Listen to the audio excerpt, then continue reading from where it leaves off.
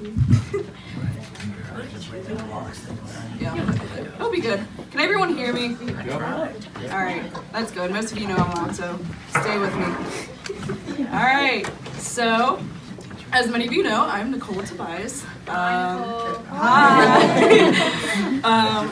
So just kind of going back more, my background with my family. So I have my parents, who many of you know I call Little Deb and the Chief. They're here tonight. Why I call them Little Deb and the Chief is beyond me, but it happened. Old what? Old Deb. Old Deb. Oh, Deb's at it again. No, I couldn't hear what she said. Yeah, sorry. And then I have my older sister Rachel, who's in the back as well, and she's 8 years old. She's 8 years older than me, but that hasn't stopped people from saying that, oh, what wonderful twins you have, or saying that she's my younger sister. So thanks for sharing this life with me, twin. But so kind of going back to before me, so there was a time before I was a thing, obviously, and sadly, like before me, my mom had suffered a really bad miscarriage, and you know, I would talk with her and one of our former pastors at Pleasant Hills Presbyterian Church. His wife Jan would always say that, you know, whenever we get together, they would say, oh, we prayed for you so much and for your mom to have a healthy pregnancy and to be able to carry you. And it happened. I'm here, so. And you know, I was a rambunctious child. That hasn't changed in 20 years. So going back to Jan, I asked my mom about this too because you know, they talk about a lot. And she said Jan came up to her at Vacation Bible School at Pleasant Hills, and my mom had asked her, where were you? And she said, I was chasing the blessing. Because, you know, they prayed that they're like, even in those hard times, you have to remember she's a little blessing, and we prayed for her to be here, and here she is. But, so anyways, going off with that, I went to Pleasant Hills Community Presbyterian Church growing up. My mom worked there for 13 years. So I grew up there. I went to Vacation Bible School. I went to Sunday school until I decided I was too cool for it in 4th grade, and I dropped out of Sunday school. And, you know, life was good as a kid. I was your typical destructive little monster. I cut my own hair, cut my Barbie doll's hair like any normal kid would do. I pulled out the mirrors in my bathroom and it pierced through the walls, the floor, and everything while my friend and I were in there. But somehow my friend didn't get anything on her, and I just have a little scar on my arm. And I also pulled my dresser over on myself twice and came out untouched every single time. I don't know how, but, you know, my mom says angels have been watching over me ever since. Well, not ever since, they were there before, because that's important. So, you know, life was good as a kid, as I had mentioned, and, you know, I was just happy, crazy, weird, still kind of am, but that's fine. And, but reality kind of really hit for me when I was 9 years old. My grandma had gotten sick, and she was my best friend. And, you know, I just love spending time with my grandma. I'd go over her house all the time, play little games with her, like make her coffee. It was like a fake little Folger cup thing. And, like, pretend to do her makeup and everything. And I love spending time with her. And I would call her every single day of my life just to tell her about my life. Why at 9 years old, you're probably just talking about the food you had today. And I still do that at 20 years old. But, you know, I called her every day, multiple times a day probably. And so reality kind of hit when she got sick. I don't really remember too much of like the process of it, but you know, Christmas that year was 2006. I remember I really wanted her to be there, and I was really upset that she wasn't. And 2 days later, after Christmas that year, she passed away. And you know, that was really hard for me. And you know, at 9 years old, you don't really comprehend, oh, someone's died. And it was definitely like the first big thing that happened in my life. And I remember being in the basement with my dad, and my mom had called him and said, you know, Grandma's gone to heaven now. And I just remember laying in his arms saying, God, why? But, you know, I really didn't know who God was at that point, didn't really have a strong grip on who he was at that point, but I just remember saying that. And, you know, I remember the funeral and everything, and, like, seeing her in her casket. And to me, at that point, I was like, oh, she's not gone, I can see her. But, you know, the aftermath kind of really hit when I was like, oh, I can't call her, she's not there. So life kind of really began changing for me drastically. And I just remember being so sick and like so upset at school, and I'd have to come home from school a lot because I was sick. And then I remember sitting on my mom's bed one day and she told me, you have depression. And I didn't know what that meant at that time. I just kind of went with it, okay. Because, you know, at 9 years old, you don't fathom what depression is. And so with that being said, I went to 2 therapists after that, and went to an in-school therapist. And then I went after school to go see another therapist. And that lasted for like a couple months or so, but fortunately God brought me through that, and I didn't have to go to either therapist anymore. So praise God for that one. And you know, even though I was still getting better, like I still kind of just didn't really feel much of anything. And then a former friend of ours suggested that I go to this day camp with them. And it was the summer of 2007. And I was like, all right, well, I guess I'll go to this little place called Summer's Best 2 Weeks. Don't know. My mother's taking me there, so I have to go. But little did I know that would change my life drastically. You know, I loved coming to camp. And, you know, I sucked at sports. We all know that. I'm not athletic at all. I got the Heart Award. And I forget who told me, but they said, oh, someone gets the Heart Award when they're not that good at sports. And, you know, I'll admit it, I wasn't good. But, you know, I just loved being there and being surrounded by the people and the environment I was in. And it was just so much love that I've never, like, really felt before. And I just was so happy being there. And I really do believe that Summer's Best 2 Weeks is what brought such happiness back into my life at that point. But growing up a little more, it was towards 4th, 5th grade. I was getting hyped for middle school. I was like, yes, I'm going to go to middle school. It's going to be great. And my mom had worked for a youth ministry at Pleasant Hills called Crossover. And I was like, yes, I'm going to get to go to Crossover. This is going to be great. I'm going to be so cool. Everything's going to be great. And, you know, reality kind of hit with that, too. You know, I love Crossover. Liz was actually my first chat room leader. But, I loved Crossover, too. It was just fun to, like, get away and hang out with friends, and it was the cool thing to do back in the day. And, you know, 6th grade kind of got a little bit worse for me. I got bullied a lot with people, like, jabbing me with pencils, stuff like that. I wasn't that thin, so people would ask me, when's the baby due, because they, like, implied that I was pregnant because of how heavy I was, and, you know, people are mean. But, and then things kind of got worse with 6th grade, going into the summer, going into my 7th grade year. My one good friend, Kayla, she had been diagnosed with bone cancer while she was in 4th grade, and that summer she passed away from her long battle with cancer. And, you know, it was just really devastating for me, and I remember that moment perfectly. And, you know, right after I kind of had my moment, gathered my thoughts a little bit, I went to my mom and I said, I need to go to church. I was like, I need to pray. So we went to the church and prayed, and, you know, we just kind of sat there a little bit, talked about Kayla's life, and she was just a funny, rambunctious little thing. She was crazy, crazier than me, but she was so much fun. And, you know, it was definitely a hard time for me, like going to her viewing and funeral and everything, and just seeing her there. And it did not look like her, because cancer had really taken her toll on her, and, you know, it was just devastating. And, you know, it was hard walking away, and just heartbreaking to walk away from her grave whenever we put all the flowers on her casket and left. But, you know, still at this point, I didn't have such a great relationship with God. I knew about him, but, you know, I didn't really go any deeper than that, other than the fact of knowing him. Going into 7th grade, more bullying came about, and, you know, I just wasn't really happy anymore. I kind of lost that little glimmer of hope that I had in my life, and, you know, everything was just not fun anymore for me, and I really did not like being around. And so at that point, I was, like, thinking about suicide. I really wanted to kill myself.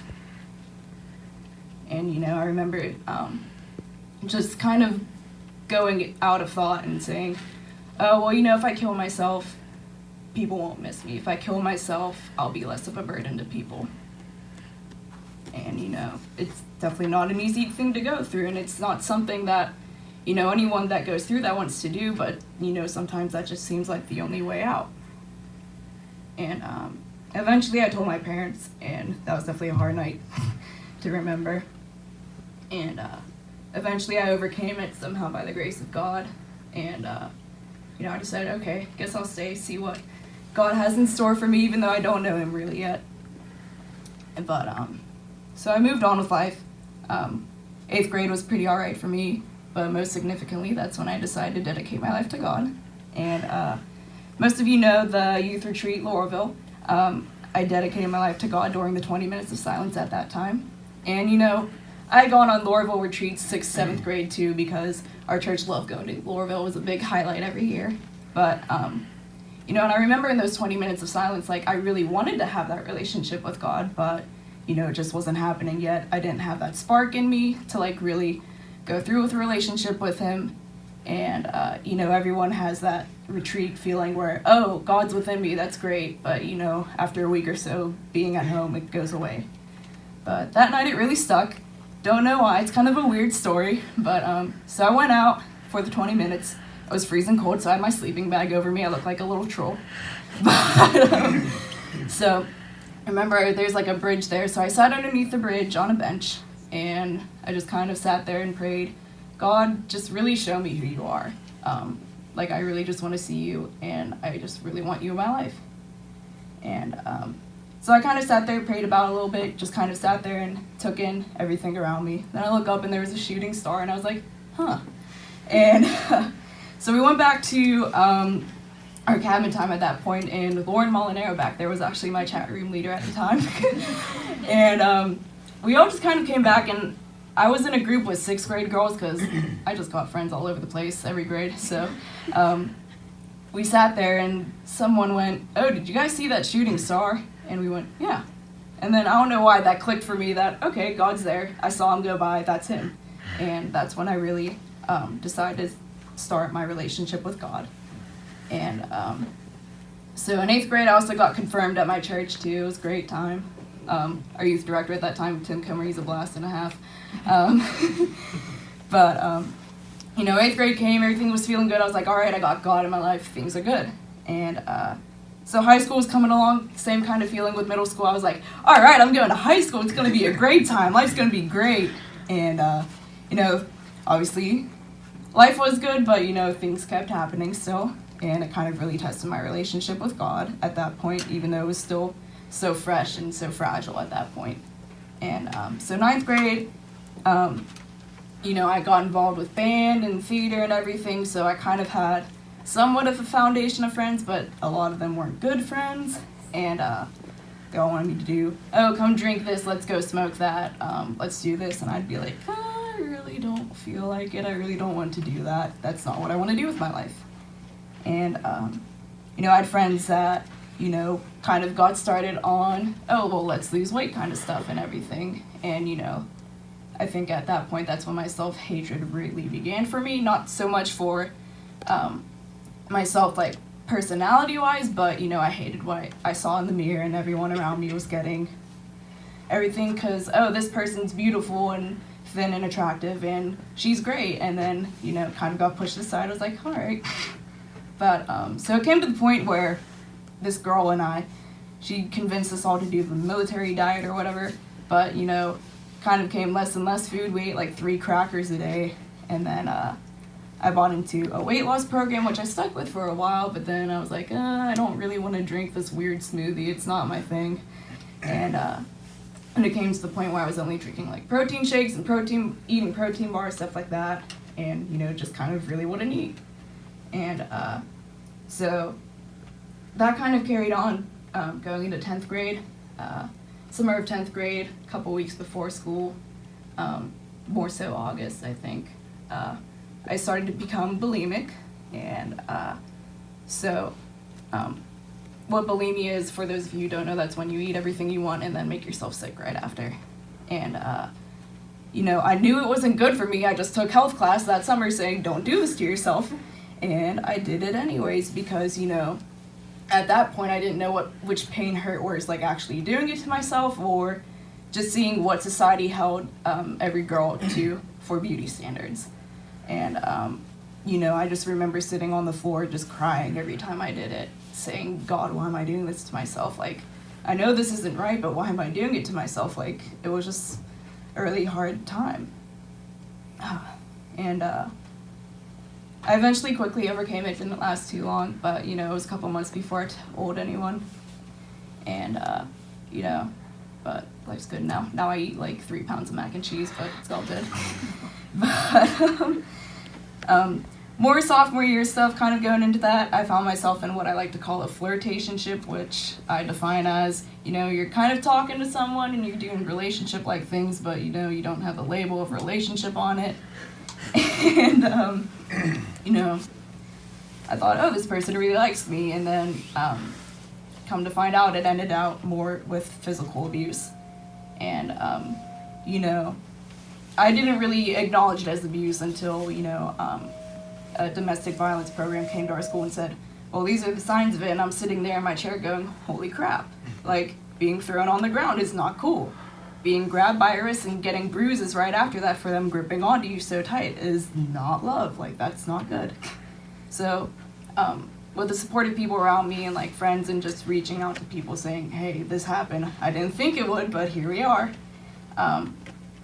But friends helped me get through that, and I cut myself off from that person because they're not worth it. But then more so with 11th grade, I found myself in another toxic flirtationship kind of thing going on, except it was more emotionally abusive. And, this person would tell me how dumb I was and how I don't deserve some things in life because I'm not smart enough. And, there was also an incident where he dumped popcorn all over me at the end of a movie for no reason. I was like, okay, great, awesome. And eventually cut myself off from that person too, because they're not worth it either. And, life goes on. But 12th grade was kind of turning out better for me because, once again at that point in life, you're like, all right, I'm going to go to college. This is going to be great. It's going to be a great time. And so life was getting better for me at that point. Not so many crazy things going on. But I got accepted to Waynesburg University at that point. And that's a great thing because that's the only school I visited and applied to because I loved it so much. And, I've got some wonderful friends from Waynesburg back there, so I'm glad they're here tonight too. But I'm glad everyone's here, just so you know. I love you all. But, but I was really excited to go there. And, at this point, I'd been leading a group of girls at Crossover at Pleasant Hills since they were in 5th grade. I had them from 5th grade to 8th grade before I left for school. And, it just felt good to give back in that sense, like my leaders had done before at Crossover, of just pouring into me, investing a good relationship with me, and just helping me find my relationship with God. And, I still talk to those girls. We still talk and Snapchat all the time, and I'm really proud of who they've become today. And, I love coming to youth group here. I started coming, I think, 7th grade-ish. And, I loved it. And Sunday nights were something I always looked forward to every single week because I knew this was the place where I was loved and where I was so happy to be here. And now I'm living, I hate my notes to myself. I say, now I'm living my best life at school. That's so cliche, but, But I really love going to school at Waynesburg. I'm meeting incredible people. I have incredible friends from school. And, just another place of love for me where, I just feel so loved and I love being there. And, I'm happy there. And I also currently work for the Pittsburgh Kids Foundation seasonally. They do the Laurelville retreats, and they do a summer one called Surf City. So it just feels good. Even though I click through slides, that's my job. I get paid good money to click through buttons. But, I'm glad to be able to contribute back to them that way, that same way that program and retreat has poured out into me when I was little. And, I'm just glad to be a part of that and see so many other people's lives change like mine did there. And, whenever I'm home, I like coming back to Lebanon Pres, as I always do. And I try to help out with the youth group whenever I can. And, my dad would always bring me here for church all the time. I said, all right, Chief, I'm going to Lebanon today, and he'd take me because I don't have my license. I'm 20. But, but even though my life seems just so great, and really it is, like, I'm very grateful for all God's given me in life, the good and the bad. You know, I still struggle with some things, you know, in life. You know, just rough patches in friendships, still some self-image issues, but not so much because I'm always reaching for that other bowl of mac and cheese. And, but, you know, through it all, I think, like, really the biggest difference between my life then and now is that my life is enhanced with God in it. And, you know, I acknowledge that now, because, I mean, God was still with me when I was little and I still didn't understand him.